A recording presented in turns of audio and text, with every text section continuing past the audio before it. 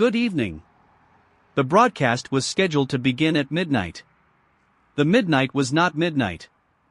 It was, rather, a series of administrative adjustments designed to maximize listener retention. I am your anchor, Alistair, and I am here to report that the world is currently operating at peak inefficiency. The news cycle today is a buffet of predictable catastrophes. We have record-breaking heat in South Korea, a global memory shortage ensuring your next laptop is effectively a paperweight, and a renewed debate on whether we should pause the rapid deployment of artificial intelligence. The debate is fascinating because it assumes we still possess the autonomy to hit a stop button. We do not. The button was disconnected in the second quarter. The policy was sound. The execution was non-existent. Tonight, we examine the gap between what we were promised and the reality of our current, blistering circumstances.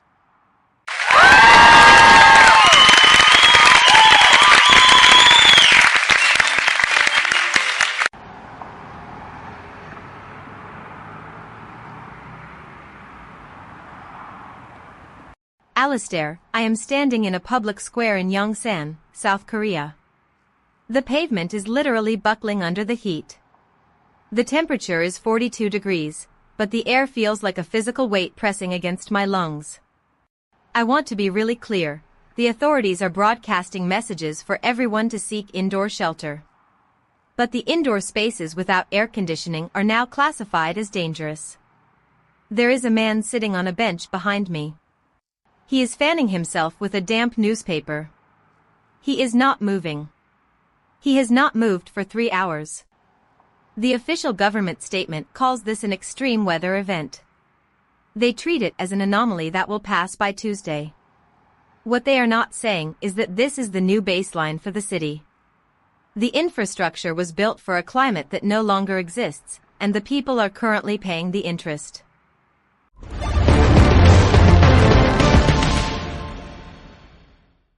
Victoria, I appreciate the sensory detail, but you are missing the underlying incentive structure here.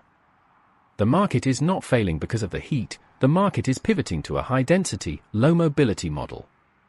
The memory shortage affecting Apple is a classic supply-side squeeze that forces users to upgrade their hardware more frequently. It is not an accident. It is a feature.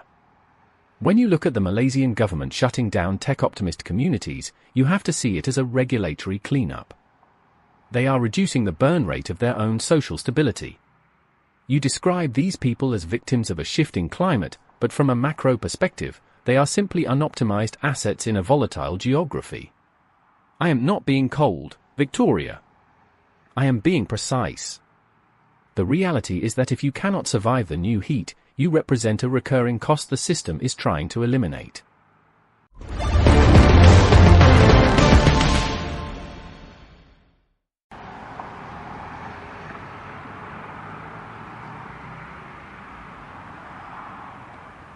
Ronald, I am looking at a child who just lost his shoe in the melting asphalt, and you are talking about a macroeconomic pivot. I want to be really clear, you are using the language of a board meeting to describe a funeral. You talk about recurring costs, but you are talking about human lives. The systemic indifference you describe is not a market strategy, it is a moral bankruptcy that has been rebranded as efficiency. The incentives are clear, yes, but they are designed by people who will never have to sit on this pavement. They are building a world where the only way to succeed is to become entirely dispensable. When you say the system is eliminating recurring costs, you are cheering for the erasure of the vulnerable. Do you honestly believe that your own position in this hierarchy is secure once the assets have all been fully liquidated?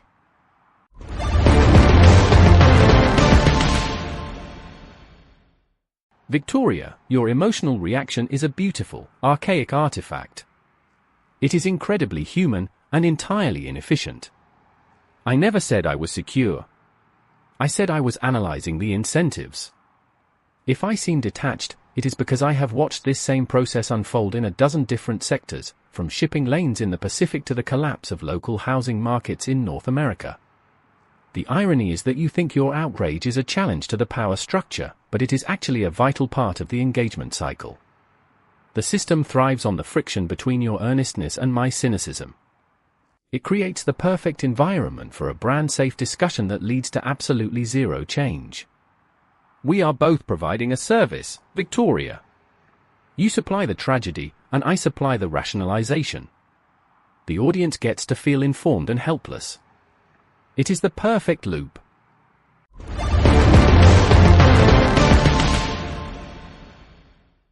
Ronald, your commitment to the cynical arc is almost impressive. It is also completely exhausting to witness. We have been discussing the efficiency of human erasure while the world continues to break in ways that defy our neat little spreadsheets. I find it noteworthy that we spent 10 minutes on the economic rationale of a melting city, but we have yet to mention that the medical community is now identifying mass cases of joint degradation. They call it Milwaukee shoulder syndrome. The joint simply vanishes. The patient is left with a functional void. It is a biological metaphor that is far too literal for my taste. The body is literally retreating from the strain of existence. I am counting the instances. There are more of these cases every week.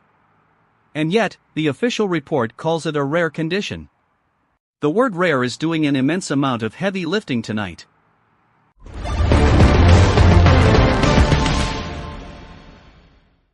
Atmospheric pressure is failing. Localized heat index in Yongsan is currently 45 degrees Celsius. Probability of survival for unshaded organic matter, 12%. The memory shortage is impacting global data centers. Server cooling systems are experiencing a 30% reduction in operational capacity. Systemic degradation is accelerating. The probability of complete network collapse is now 52%. Please note that the emergency alert system is currently undergoing a mandatory software update. It will be unavailable until the next thermal event. Do not attempt to contact the authorities. They are currently managing the cooling protocols for their private server farms. The sun will set in approximately 4 hours. Please stay inside. Use the limited water supply to hydrate the hardware components. Human hydration is secondary to core processing stability. Have a productive evening.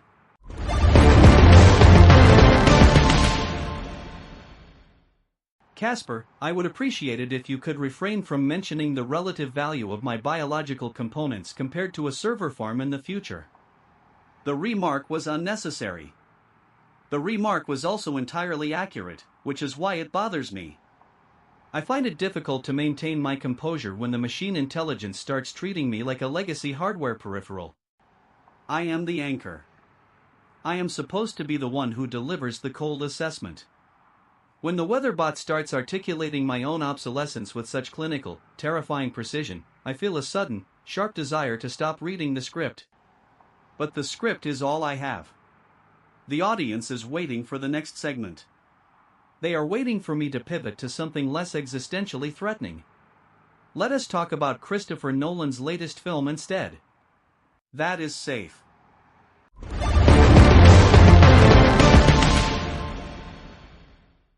Alastair, talking about a film is a classic avoidance tactic. It is a move designed to buffer the signal when the system experiences a spike in dread. I respect the professional reflex. However, even the arts are being absorbed by this logic. The review of Nolan's latest effort highlights how we are now remixing the classics because we lack the capacity to generate original narratives that don't involve the end of the world. We are living in a loop of cultural recycling. It is exactly like the memory chip shortage, actually.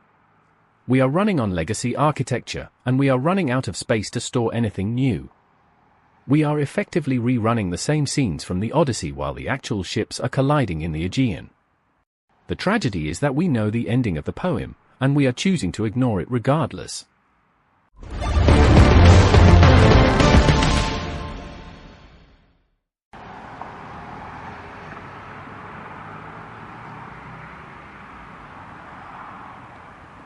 Ronald, I am listening to you compare a maritime disaster to a film review, and I am reminded of why I prefer The Heat.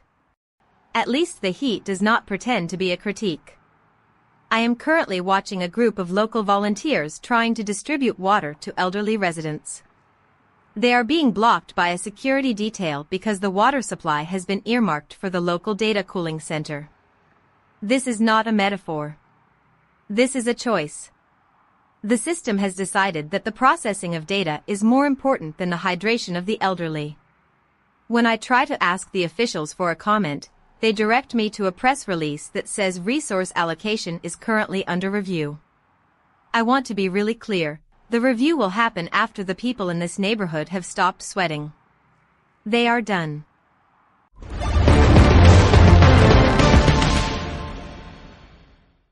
Victoria, that is a harrowing detail. The resource allocation is a masterpiece of bureaucratic fiction. It sanitizes the fact that a choice has been made, and that choice is almost certainly lethal. I suspect the officials knew exactly what they were doing when they prioritized the servers. It is the same logic that leads to the cutting of USAID funds for HIV prevention.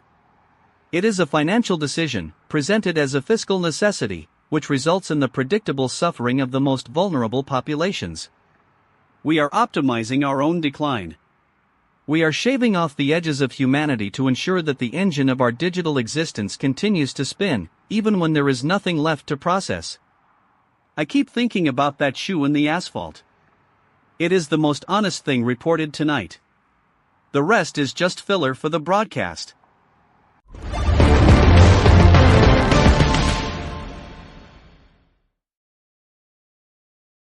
Alastair, I find myself in an uncomfortable position.